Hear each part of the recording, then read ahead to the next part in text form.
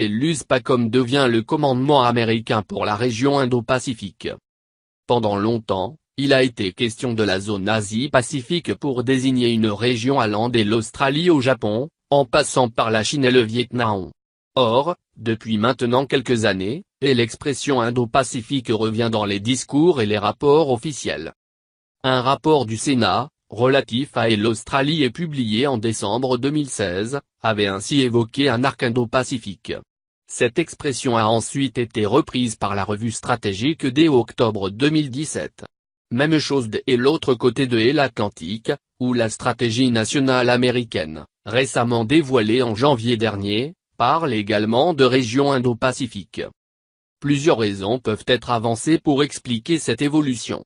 La première est que l'Asie du Sud-Est est dépendante du Moyen-Orient pour ce qui concerne ses approvisionnements énergétiques, lesquels transitent par l'océan Indien. La seconde est liée, cette zone est essentielle pour permettre aux pays asiatiques d'exporter leurs produits manufacturés vers l'Europe, voire l'Amérique du Nord. D'où le déploiement de la marine chinoise pour des missions anti-piraterie dans le golfe d'Aden et l'installation d'une base militaire à Djibouti.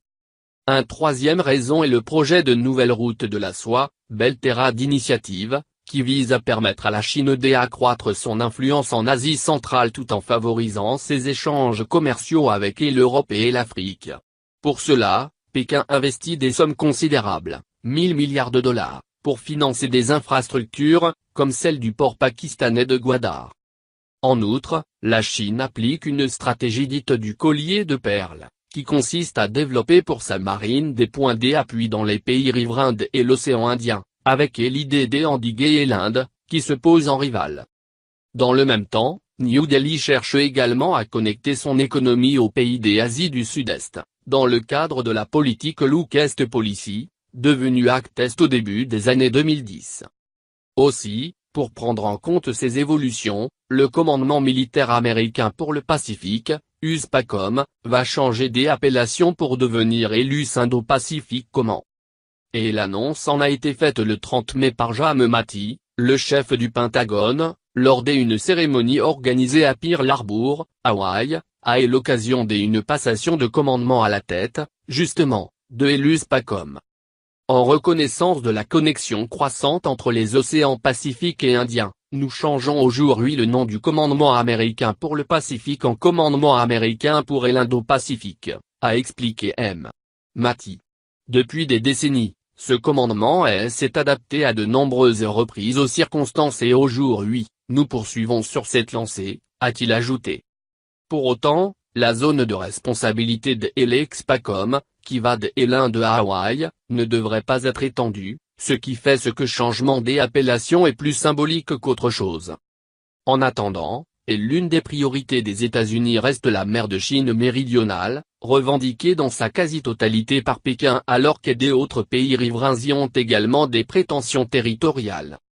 Cette région est stratégique non seulement en raison des ressources en hydrocarbures qu'elle recèle mais aussi et surtout parce qu'elle est le carrefour incontournable de plusieurs voies maritimes commerciales. La contrôler permettrait, par exemple, de perturber l'approvisionnement énergétique du Japon, pays avec lequel la Chine a aussi des différends territoriaux. Or, Pékin y installe des capacités militaires, quitte parfois à s'approprier des îlots qui ne lui appartiennent pas, comme le récif de Scarborough, qui était sous la souveraineté des Philippines jusqu'en 2012. Les États-Unis continueront à s'opposer aux revendications territoriales de Pékin en mer de Chine méridionale, avait affirmé M. Mattis, dans l'avion qui l'emmenait à Hawaï, alors qu'il était interrogé sur des protestations chinoises relatives à la présence du destroyer Usigien et du croiseur Antietam dans les environs de l'archipel des Paracels. Mais ce sont des eaux internationales et de nombreux pays veulent pouvoir bénéficier de la liberté de navigation, donc nous continuerons à manifester notre présence, avait ensuite continué M. Mattis. Nous nous donnons beaucoup de mal pour coopérer avec tous les pays du Pacifique, ce que nous faisons partout dans le monde.